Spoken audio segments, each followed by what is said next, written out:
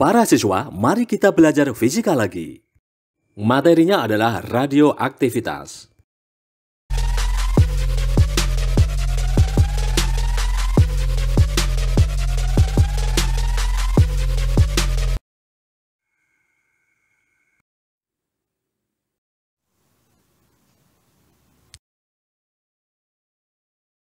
Radioaktivitas. Radioaktivitas, disebut juga peluruhan radioaktif, adalah peristiwa terurainya inti atom tertentu secara spontan yang diikuti dengan pancaran sinar alfa, sinar beta, dan sinar gamma. Sinar-sinar yang dipancarkan tersebut disebut sinar radioaktif. Zat yang memancarkan sinar radioaktif disebut zat radioaktif. Sinar alfa. Sinar alfa terdiri atas 2 proton dan 2 neutron, merupakan inti helium, dapat menghitamkan plat film, memiliki daya ionisasi paling kuat, dan dapat dibelokkan oleh medan listrik maupun medan magnet. Sinar beta. Sinar beta merupakan elektron berenergi tinggi, memiliki daya ionisasi lebih kecil daripada sinar alfa, memiliki daya tembus yang lebih besar daripada sinar alfa, dan dapat dibelokkan oleh medan listrik maupun medan magnet. Sinar gamma. Sinar gamma merupakan radiasi gelombang elektromagnetik dengan energi yang sangat tinggi, ikut terpancar ketika sebuah inti memancarkan sinar alfa dan sinar beta. Memiliki daya ionisasi paling lemah, memiliki daya tembus yang terbesar, dan tidak dibelokkan oleh medan listrik maupun medan magnet. Peluruhan sinar alfa. Jika inti memancarkan sinar alfa, maka inti tersebut kehilangan 2 proton dan 2 neutron. Peluruhannya dapat dituliskan sebagai berikut. XAZ meluruh menjadi ZA dikurangi 4, Z dikurangi 2, ditambah alfa 42. XAZ disebut inti induk, ZA dikurangi 4, Z dikurangi 2 disebut inti anak, dan alfa 42 disebut sinar alfa. Contoh, uranium 23892 meluruh menjadi thorium 23490 ditambah alfa 42. Contoh lain, polonium 21484 meluruh menjadi Pb 21082 ditambah alfa 42. Peluruhan sinar beta.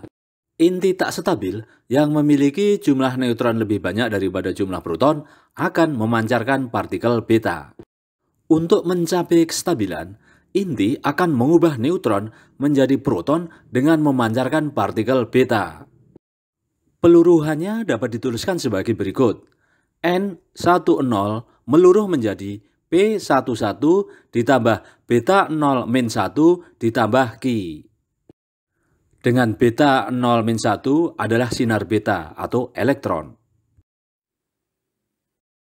Jika inti memancarkan sinar beta, maka nomor massa inti tetap, tetapi nomor atom berubah. Terjadi 2 proses peluruhan, yaitu XAZ meluruh menjadi ZAZ+1 ditambah beta 0-1 dan XAZ meluruh menjadi ZAZ-1 ditambah beta 0+1. Dengan beta 0-1 adalah elektron dan beta 0+1 adalah positron. Positron adalah positif elektron. Contoh, C14-6 dapat meluruh menjadi N14-7 ditambah beta 0-1. Dan O15-8 dapat meluruh menjadi N15-7 ditambah beta 0+1. Peluruhan sinar gamma. Pada peluruhan gamma, inti induk tidak mengalami perubahan. Peluruhan gamma terjadi akibat kedudukan inti atom yang tereksitasi atau memiliki energi yang lebih tinggi dari keadaan dasarnya. Peluruhannya adalah XAZ tereksitasi meluruh menjadi XAZ ditambah gamma 00. Tanda bintang menandakan tereksitasi. Contoh mekanisme peluruhan sinar gamma. Mg2712 meluruh menjadi Al2713 bintang dengan memancarkan beta. Kemudian Al2713 bintang meluruh menjadi Al2713 dengan memancarkan gamma. Aktivitas radioaktif. Proses peluruhan radioaktif seperti pembahasan di atas akan terus berlangsung hingga dihasilkan inti yang stabil. Laju peluruhan inti radioaktif disebut aktivitas radioaktif yang besarnya dNdt sama dengan min lambda n. Dengan dNdt sama dengan laju peluruhan inti, lambda adalah konstanta peluruhan. Aktivitas radioaktif menyebabkan perbedaan jumlah partikel sebelum dan sesudah peluruhan. Hubungan antara jumlah partikel sebelum dan sesudah peluruhan dapat ditentukan dengan persamaan N sama dengan N0 E pangkat min lambda T. Dengan N adalah jumlah partikel sisa yang belum meluruh, N0 adalah jumlah partikel awal, dan T adalah selang waktu. Grafik hubungan N dan T. Hubungan antara N dan T dapat digambarkan dengan grafik sebagai berikut. Dari gambar diketahui bahwa setiap selang waktu T setengah, sisa partikel yang belum meluruh tinggal separuh sebelumnya. Selang waktu yang diperlukan sehingga aktivitas radioaktif tinggal separuh aktivitas awal disebut waktu paruh. Banyaknya peluruhan dapat dituliskan sebagai N sama dengan T dibagi T setengah. Dengan T adalah selang waktu, T setengah adalah waktu paruh, dan N adalah banyaknya peluruhan. Contoh soal 1. Perhatikan diagram di bawah ini. Dari diagram dapat disimpulkan bahwa waktu paruh zat radioaktif itu adalah titik-titik.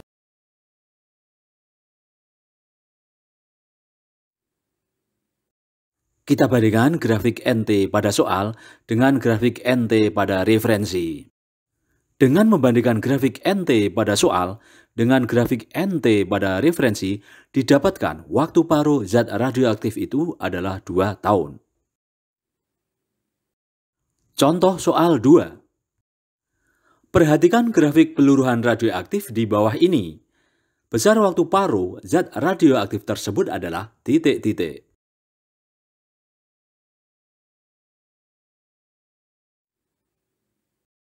Dari soal kita dapatkan data-data N sama dengan 2, T sama dengan 4 kurangi 1 sama dengan 3 tahun. Kita tuliskan persamaannya, N sama dengan T dibagi T setengah, atau T setengah sama dengan T per N. Setelah kita masukkan data-datanya dan kita hitung, ketemulah T setengah sama dengan 1,5 tahun. Menghitung waktu paruh. Jika T sama dengan 0, N sama dengan N0, maka setelah T sama dengan T setengah, N sama dengan setengah N0.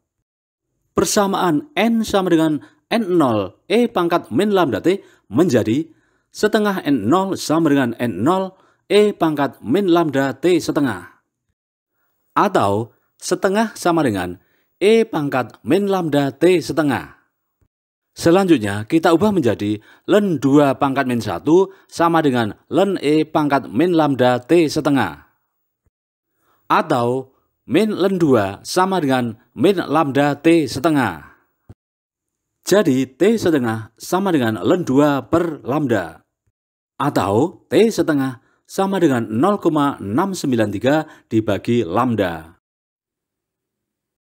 Jika T setengah diketahui, maka hubungan N dan N0 adalah N sama dengan N0 setengah pangkat T per T setengah. Contoh soal 1. Suatu zat radioaktif meluruh dengan waktu paruh 20 jam. Agar zat radioaktif meluruh 7/8 bagian dari jumlah mula-mula, maka diperlukan waktu selama titik-titik.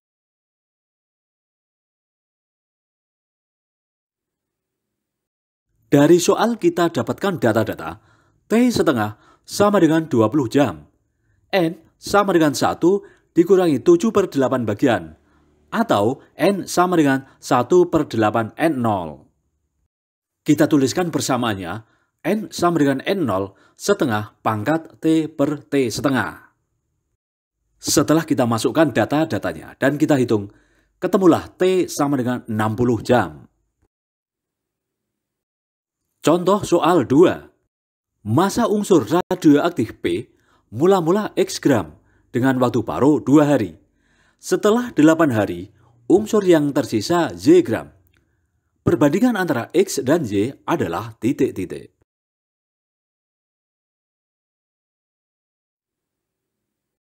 Dari soal kita dapatkan data-data T sama dengan 8 hari, T setengah sama dengan 2 hari, N0 sama dengan X gram, dan N sama dengan Y gram. Kita tuliskan persamaannya, N sama dengan N0 setengah pangkat T per T setengah. Setelah kita masukkan data-datanya dan kita hitung, ketemulah perbandingan X dengan Y adalah 16:1. Contoh soal 3. Grafik berikut ini menunjukkan peluruhan suatu bahan radioaktif. Berdasarkan grafik peluruhan bahan radioaktif tersebut, besarnya konstanta peluruhan adalah titik-titik.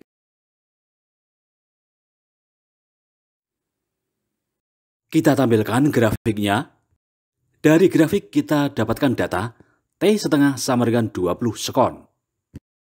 Kita tuliskan persamaannya, T setengah sama dengan 0,693 dibagi lambda. Setelah kita masukkan datanya dan kita hitung, ketemulah lambda sama dengan 0,035 per sekon. Contoh soal 4. Grafik di bawah menunjukkan hubungan antara jumlah partikel terhadap waktu suatu zat radioaktif. Tetapan peluruhan zat tersebut adalah titik-titik.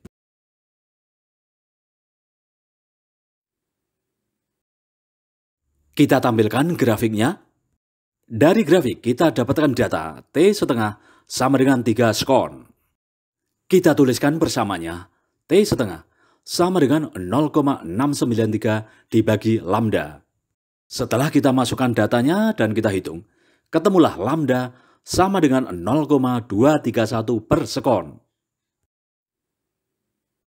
Contoh soal 5.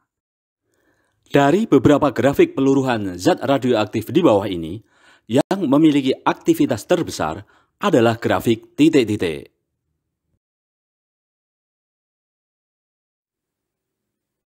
Kita tuliskan persamaan, dN/dt sama dengan min lambda N.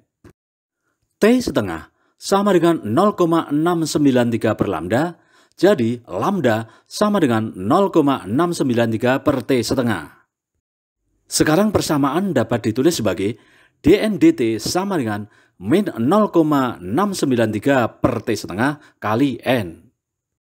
Dari persamaan itu terlihat bahwa aktivitas peluruhan dN/dt berbanding terbalik dengan waktu paruh T setengah. Dari kelima grafik di atas, yang memiliki waktu paruh paling kecil, sehingga memiliki aktivitas terbesar adalah grafik E. Dosis serap. Dosis serap menyatakan energi per massa yang diserap oleh materi akibat radiasi tersebut. Dapat dituliskan sebagai D sama dengan E per M. Dengan D adalah dosis serap, E adalah energi, dan M adalah massa yang menyerap.